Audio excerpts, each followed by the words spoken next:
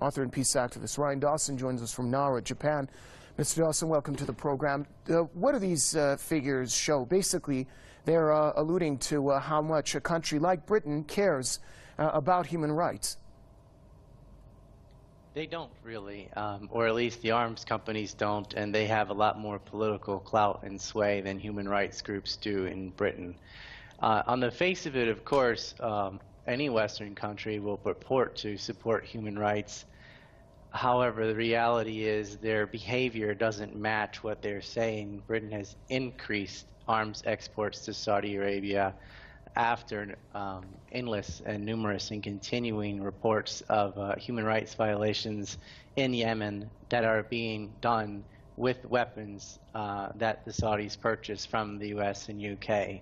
And instead of halting that or investigating that, they sold them more.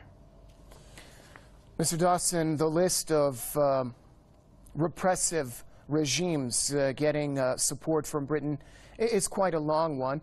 We can look at the Al Khalifas in Bahrain.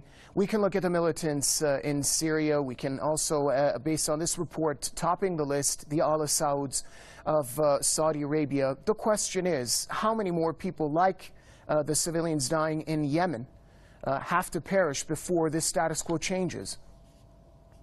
Well, you could also add on the list terrorist groups. The terrorist groups, by the U.S. and U.K.'s own definition, have been receiving armaments through middlemen. So that doesn't seem to matter either. How many more people will die?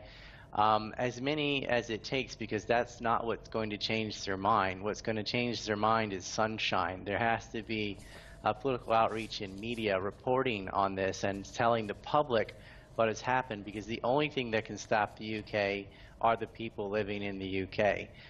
They're not going to cave to any pressure from outside, because a lot of other countries of similar status and power are engaged in the exact same game.